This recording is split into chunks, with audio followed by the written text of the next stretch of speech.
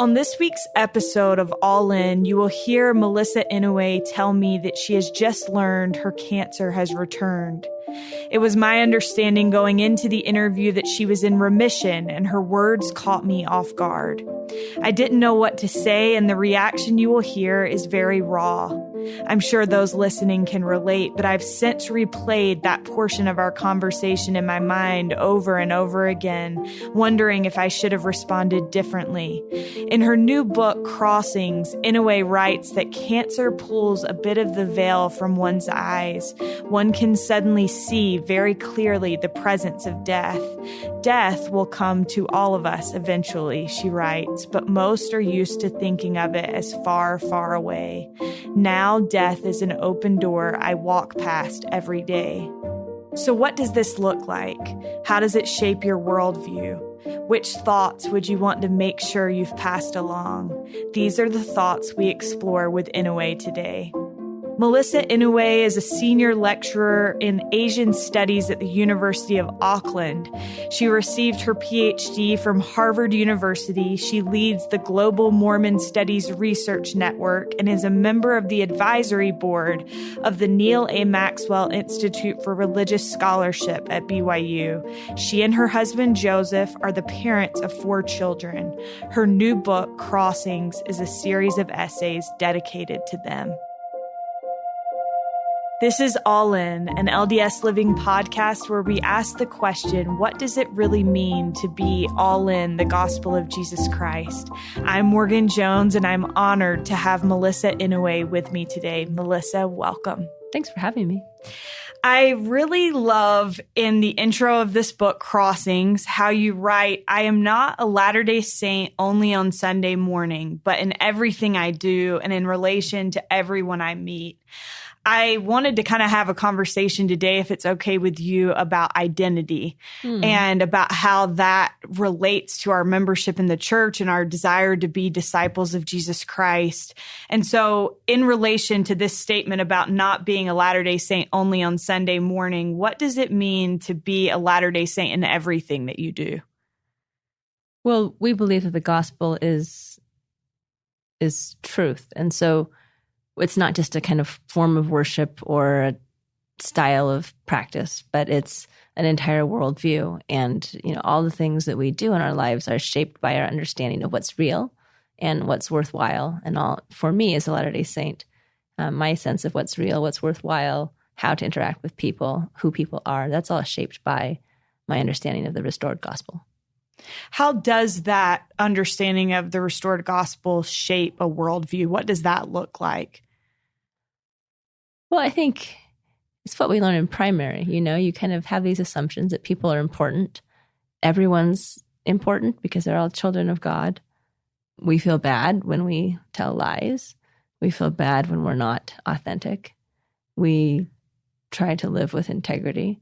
All of these things are kind of developed from within us as Latter-day Saints from a very young age. And I think these kinds of moral assumptions that we have and the potential that we see in life and in other people all comes from that worldview. Interesting. I like that a lot. And I think that we see that. I think another thing that you wrote in the book, you said a faith tradition is not simply a collection of doctrines, but a distinctive way of engaging with the world and its people.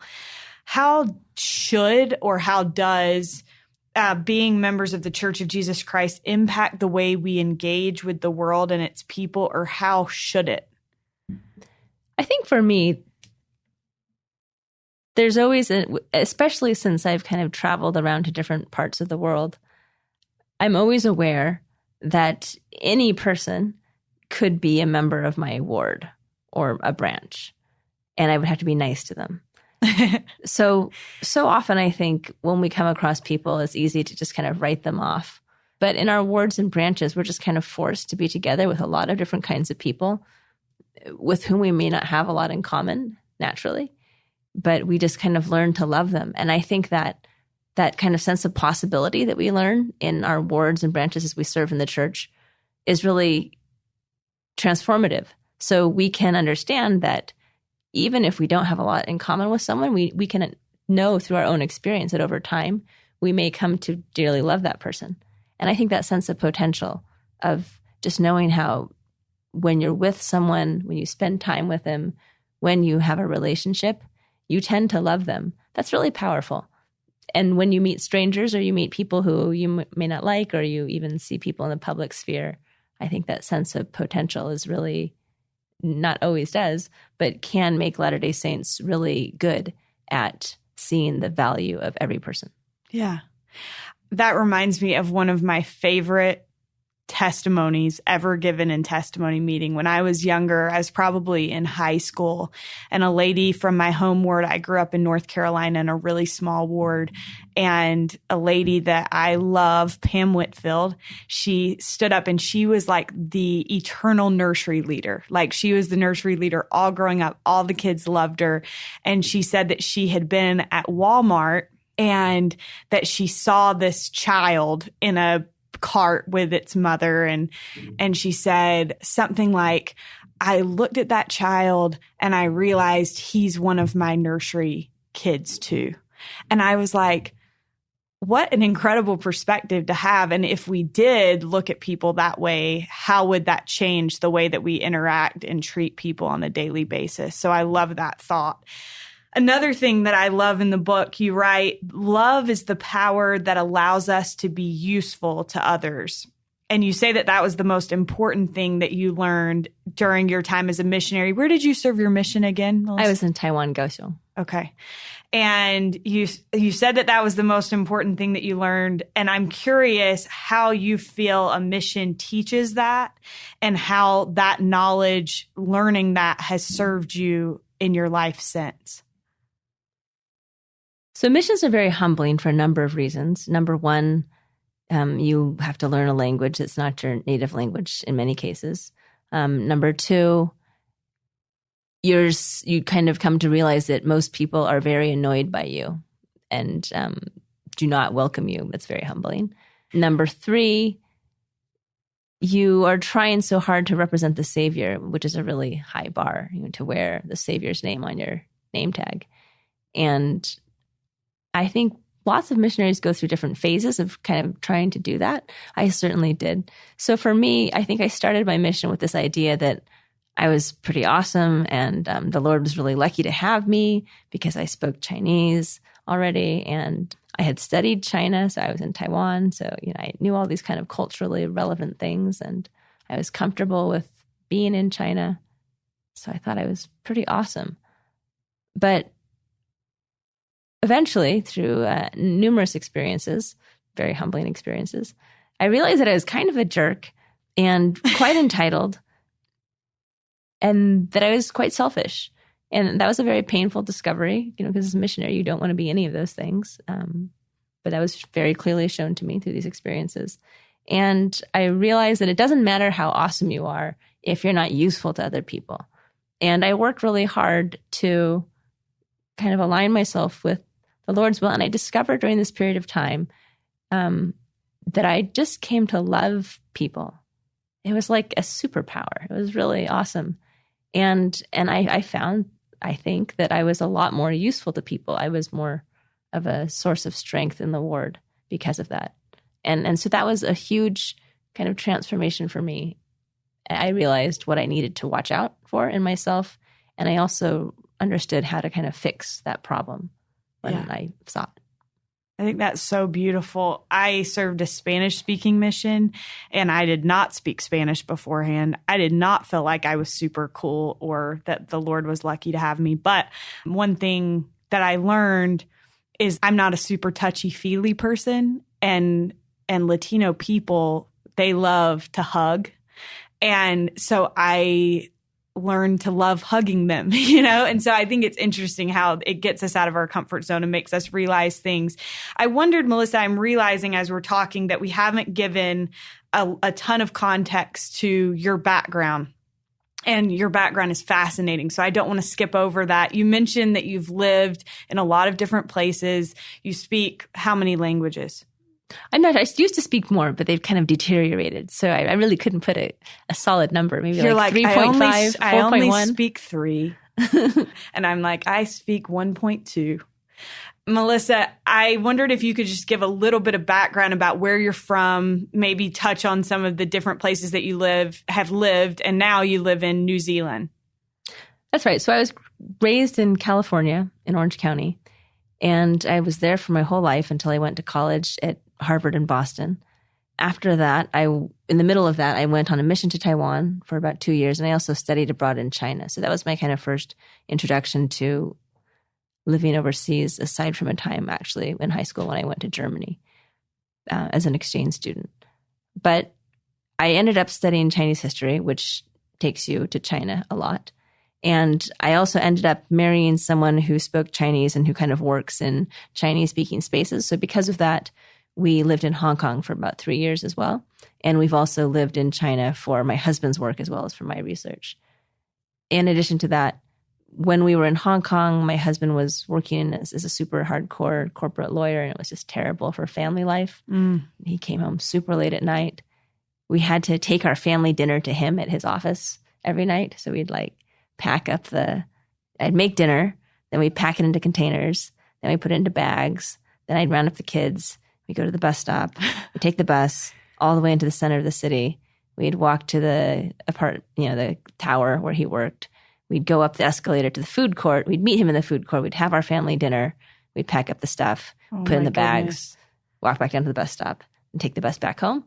So that was very tiring, and we thought this is not very good for family life. So we decided to switch, and I looked for an academic job. I had never looked for a full-time job before because I'd had super young kids. At this point, we had kids that were 2, 4, 6, and 8. And then I got an offer for a job in Auckland, New Zealand. And we weren't super serious about taking it, but my husband was, in his lonely corporate law tower Googling New Zealand, and it was so green and beautiful, and there were sheep. And he saw something about glowworms.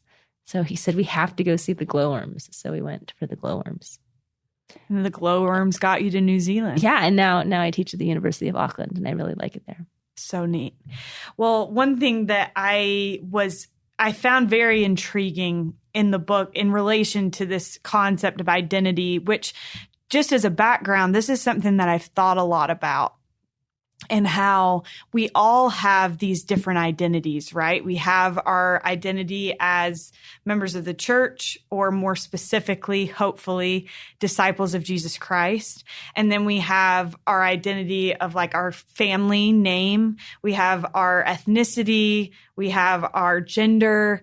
And I've thought a lot about how do we balance all of these different things. And one thing that you talked about in the book is that even on your mission, you are an Asian American. You went to Taiwan, and you found that your foreignness, having grown up in the United States, made you feel separate even from people that looked like you.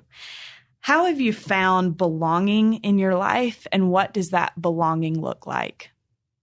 So because of I don't know how to say this, the various random things that I am, I've never felt like I completely belonged, but I've always felt like I kind of belonged. And so, for me, our family has moved around so much. My family is probably the primary locus of my identity. And our extended family is a very kind of loyal, tightly knit family. So I've always felt like a member of my family wherever I was. Wherever we've been, we've always kind of come back to touch base with the family. And actually, even though I was raised in California, I've always felt a really strong connection to Utah because my father and my father's extended family is from Utah, and we'd always come back to go camping, or for the 4th of July, or for Christmas, and so on. So I've got different bits of myself, I guess, in different places. And when I go to China, it feels like home. When I go to Taiwan, it feels like home. When I come to Utah, it feels like home. So I guess it means all places are equally home feeling or equally not feeling like home, depending on if you're like a glass half empty, half full kind of Depends person. on how you look at it. Right. In relation to this idea of identity, I'm curious for you, Melissa, how do you, and this is a question that just came to my mind, but how do you put or balance all of those different parts of you? So even the name of your book, you talk about being an Asian American, a bald woman, someone who's battled cancer. And so you've done all of these different things. You've had all of these different life experiences. You bring into that who you are. And how do you balance all of those different identities? And how do you put that identity as a disciple of Jesus Christ kind of in the forefront of that?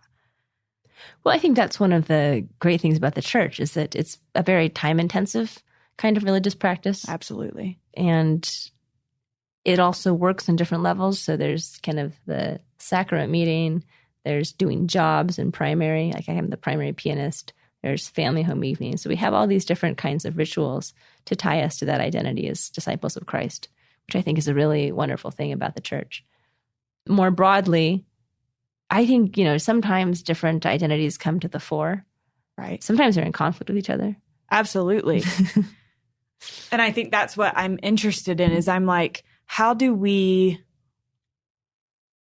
manage that when there are identities that feel like they're in conflict or things that we're passionate about and those things feel like they may not be in agreement with one another? Do you have any thoughts on that? Well, I think if we have a lot of tools in our toolbox, even when the identities are in conflict with each other, we can kind of translate across those gaps. So just for example, let's say on the Lord Relief Society Facebook page, someone says something that I think is super unfeminist or super, I see how it could be hurtful to people who are LGBTQ or something like that. Right. That is not the place at the time to kind of jump on them and chew them out. That's the time to kind of think, they're coming from this perspective, I'm coming from this perspective. And how can we kind of gently work towards a kind of common value or common understanding? Yeah. So that's just an example of what I can think of as the kind of the most controversial, sensitive issues.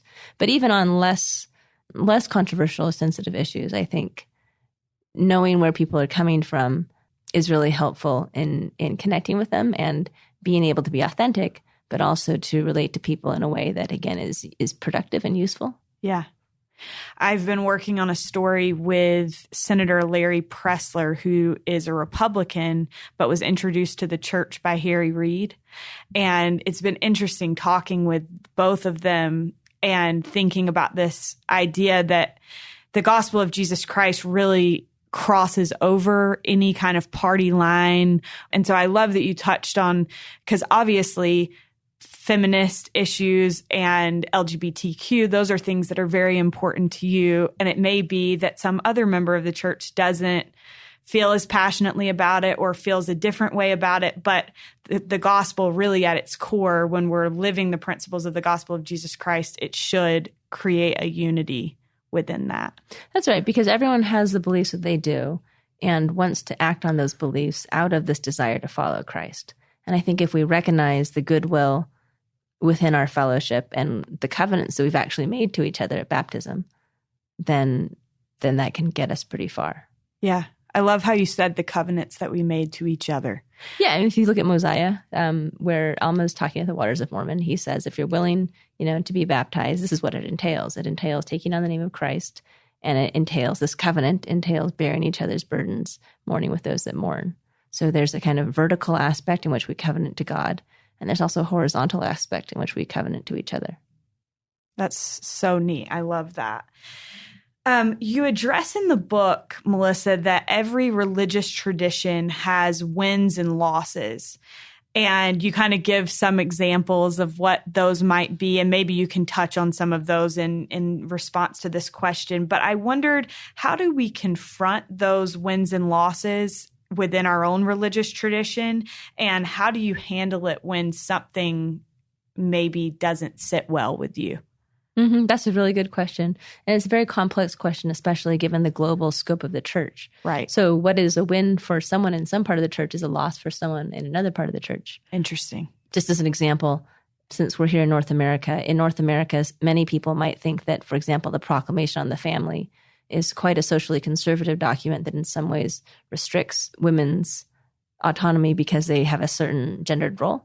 Right. But then from another perspective, the Proclamation on the Family is an extremely revolutionary document for the sentences in it that say, men and women are equal partners.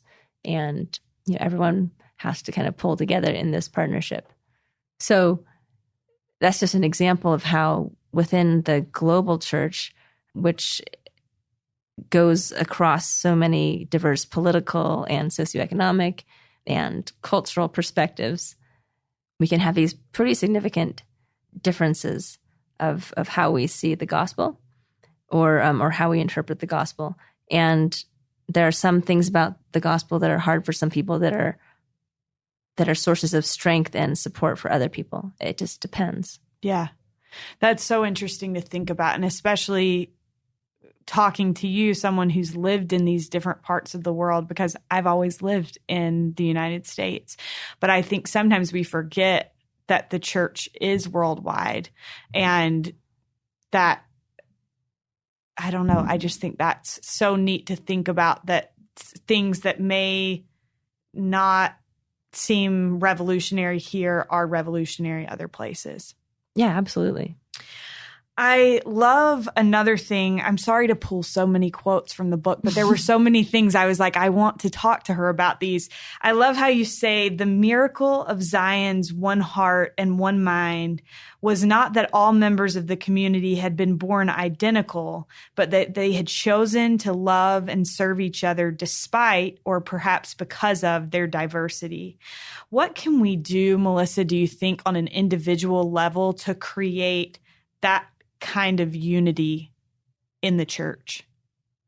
I think one thing we can do is try to actively seek out people who are struggling for various reasons. It's obvious to see people who have kind of, physical difficulties, who've, been in a car accident, people who need to move house, people who have just had a baby, who need meals. These kinds of things are really good at noticing.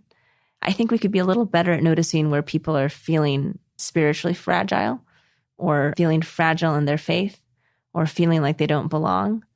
We could do more to reach out to people and make it clear that we are there to support them, even if that support may be a bit, may stretch us or make us feel a bit uncomfortable. Mm-hmm. It's a lot of work to help someone move. I've participated in many Latter-day Saint moves, and it's, you're like schlepping their massive bed and their flat screen TV and their super heavy, chest of drawers. You're like, why is this wood so heavy? It's a really heavy chest of drawers. Yeah. But that's a no-brainer for us, right? It's really easy. We show up. Right. But we can also show up in those other ways. And in the book, I have an essay called Conversations Are Like Casseroles. It's like a no-brainer. Again, just like throw together a casserole and send that off to someone. But often it takes much less time to try to engage with someone on a slightly uncomfortable topic. Mm-hmm. But we should do that too. It's also a form of work, and we shouldn't shirk, as the hymn says. Yeah. I think that's so good. One thing that it made me think of, we had Jane Clayson Johnson on the podcast previously, and she talked about how when you have broken an arm, you have a cast, but we don't wear a cast on our heads when we are struggling mentally. And I think that if we did, it would be so much easier for people to know when we're struggling. But one thing that I think we have a hard time with is letting people know when we're in need of help mentally or emotionally. That's right. And especially if it has to do with faith, right? Because faith is something that's so precious. We work so hard to protect it. And sometimes we worry that if someone is having a faith struggle or having some doubts, that it will be kind of like a contagion, that it will infect us and weaken our own faith. Mm-hmm. But I think if we look at the example of Christ in the scriptures, he interacted consciously with a lot of people who were literally contagious, like with lepers, and also people who were considered ritually unclean. If you were with them according to the kind of local religious traditions, you would have tainted yourself. You would have broken your own purity. But Jesus hung out with publicans and tax collectors and adulterers. As Sharon Eubank said in her general conference talk, Christ hung out with all of those different kinds of people. And he was fearless in doing that. So I think that if the Savior is our example, we can follow that example. And I think it will be okay. I think that's such a beautiful thought. Just a question for you kind of as follow-up to that. I think sometimes one thing that I have observed in my life recently is that there's this idea within the church. And I think part of this stems from parents that have tried so hard to teach their kids the gospel. And so then when their kids have questions or doubts or go a different direction, they feel heartbroken. And I think sometimes then that creates in those of us, even who are still in it, kind of this fear to explore our doubts or our questions and to feel like we can't be honest about them because we've seen other people be brokenhearted about others leaving. How do we kind of sit with those people in those spaces? How do we feel comfortable kind of engaging in those conversations? You mentioned that idea of contagion, and I love that because I think that that's so true. But at the same time, like, I don't feel like for me that the problem is feeling like it's going to be contagious, but I just don't know exactly what to do to be there, you know? Do you have any thoughts on that? I do. I have a lot of thoughts on that, actually. So we can remember that the first and second great commandments are to love God and to love our neighbors as ourselves. So, and as I think it was Ulysses Soares who also said in General Conference, when people are having doubts, don't judge them, don't criticize them, just love them. Yeah. And I think that's the most basic thing we can do. Someone suggested as a response to someone who was expressing doubts or saying they were going through a faith tradition, what we can say is, I love you and I respect you, and this doesn't change anything. So often people are worried that, you know, if they go through a faith transition and they feel differently about the gospel or about the church or whatever, that they will be rejected by their family and by people who they previously called brothers and sisters. And that's an extremely painful process. Yeah. So just committing to love people, to respect people, and to say this doesn't change anything opens up that space for people to share what they're going through. Right. We can say, you know, tell me, I'd love to hear what you're thinking and what you're feeling and what you're going through. Right. And then more broadly, with regard to, you know, how do we work through difficult questions? I think we can have confidence in the fact that anything that is real is quite complex, right? I mean, like the human body is very complex, nature's complex. Only in a very artificial situation does everything kind of fit together. Mm-hmm. So sometimes I use this analogy of like a sandbox. So a sandbox is a very sterile environment from a certain point of view. Like you've got these grains of sand and they're all the same kind of thing and it's pretty clean and kids play in it. But things don't grow in it. Things don't grow in sandboxes unless the sandbox gets really dirty and it fills with dirt. But, you know, things don't grow in sandboxes. Where things grow is in dirt, which is muddy and mucky and full of microorganisms and bugs and worms and things like that. Mm-hmm. So the earth that we have here, the life that we have here is fertile, it's messy, it's complicated, but things that are real work in that space.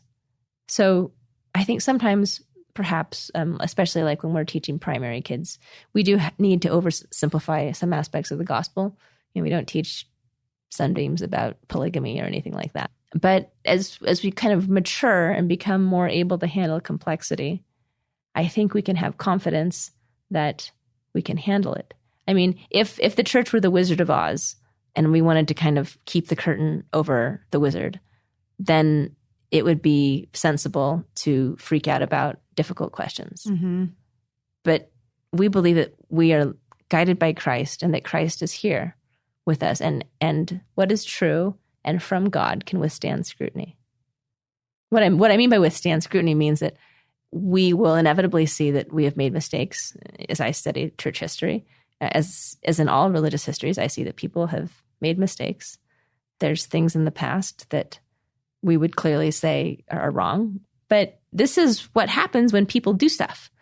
And what is a church but a community of people that's trying to follow God? So I think we can be sensible and also ultimately confident that the more things we learn, provided they're not, overtly deceptive, are things that will ultimately bring us closer to truth and to a true understanding of reality. Yeah. So many good thoughts there. I think one thing that I have thought some about is that members of the Church of Jesus Christ of Latter-day Saints, like you talked about the casserole thing, like we're good at like showing up and helping people move or bringing a casserole. But I think sometimes when things feel a little bit messy, we back away because we're afraid of saying the wrong thing. And then that's misinterpreted as not continuing to love people. And if there was ever a time when we should show up, it's when somebody is feeling like everything's a mess. And so I appreciate those thoughts a lot. The church, Melissa, seems to be evolving at such an incredible rate. We've seen President Nelson do so much just in the past year and a half. And you devote a whole chapter in Crossings to this concern that some express that the true church shouldn't undergo change. Can you tell us a little bit about your take on that? Yes. So the problem that we want to have is the problem of change over time and over space.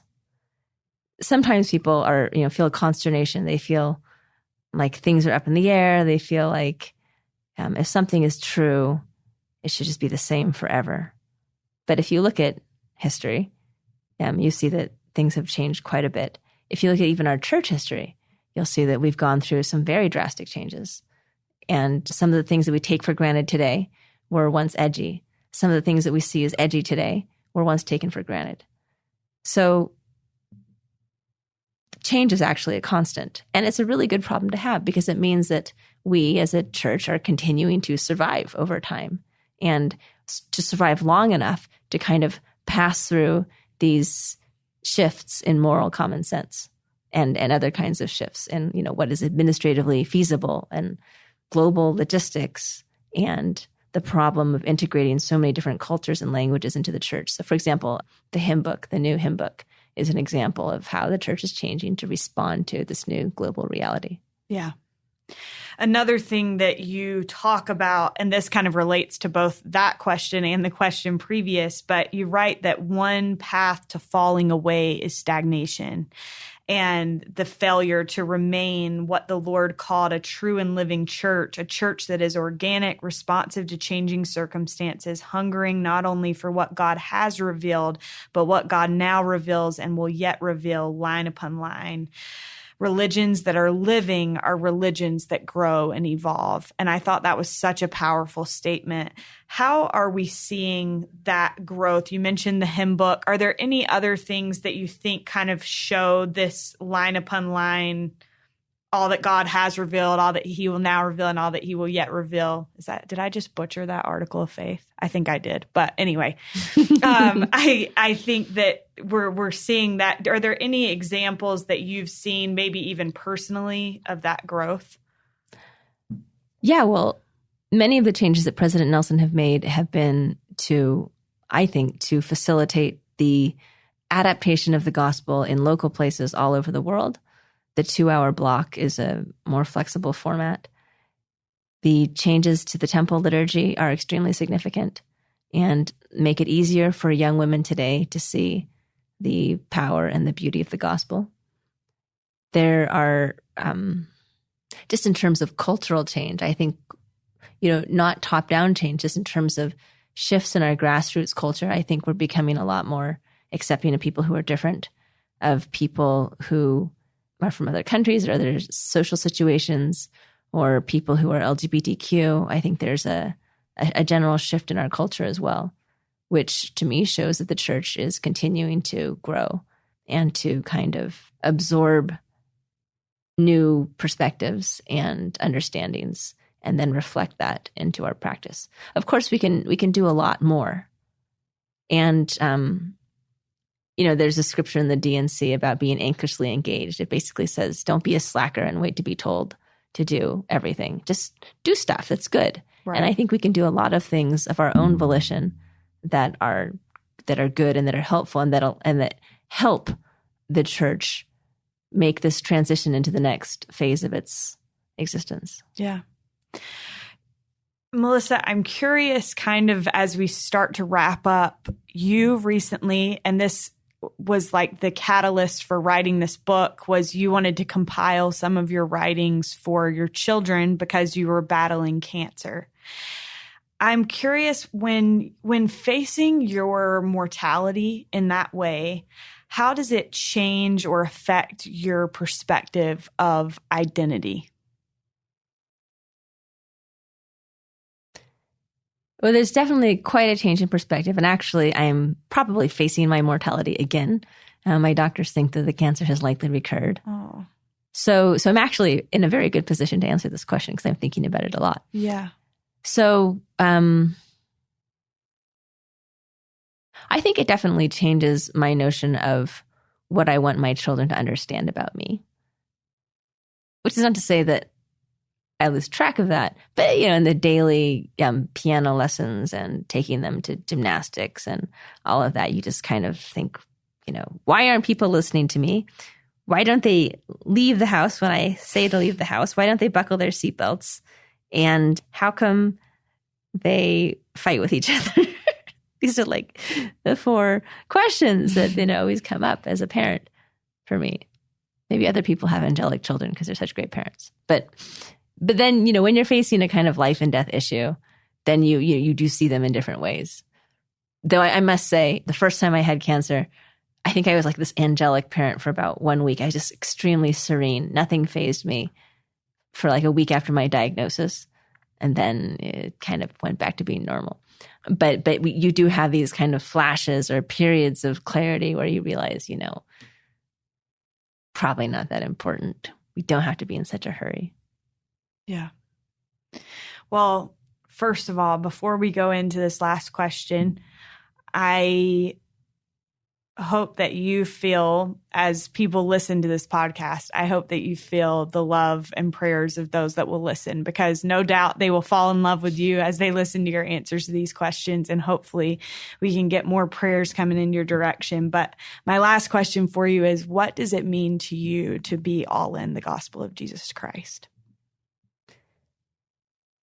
To me, that means being willing to vacuum crumbs off the floor of the chapel, both in a literal way and a metaphorical way. So when I was raised in Costa Mesa, California by my parents, they always came early to ward activities and they always left late. Like, it was so frustrating as a kid because you're like, you wanted to be there and run around and eat food and stuff, but instead they were making you set up chairs. And then at the end you were tired and you wanted to go home and sleep, but they were making you take down the chairs and vacuum the hallway and mop the floor and all that stuff. Because of their level of engagement in the church, I feel so strongly that the Latter-day Saints are my people. And anywhere I've been in the world, I've felt so at home. I just walk into a Latter-day Saint chapel in the Democratic Republic of the Congo, and I just feel like I'm, at home with my people. And so I'm very thankful for that strong sense of identity that my parents gave to me. And it also means, being all in also means that for me, when I come across something that I think is difficult or tricky, or a problem that I think that we could fix with a little tweaking, then I want to do my best to work on those things. And even though sometimes it's uncomfortable and you have to kind of go out on a limb, and sometimes sometimes it doesn't work and you have to kind of live to fight another day. But I do dearly believe that we as a people are small, weird, and special, and that we can do a lot of good in the world. I believe that Christ is here in the church, and I felt the power of God. And so, having had those experiences, I am absolutely committed to being where I am. Thank you so much. Thank you for sharing your thoughts and your testimony with us. We really appreciate it. Thank you. Thank you to Melissa Inouye for sharing her faith and perspective with us. You can find Melissa's book, Crossings, a bald Asian American Latter-day Saint woman scholar's ventures through life, death, cancer, and motherhood, not necessarily in that order, in Deseret bookstores now. Join us again next week for another episode of All In, and until then, we hope you have a wonderful week. Thank you for listening.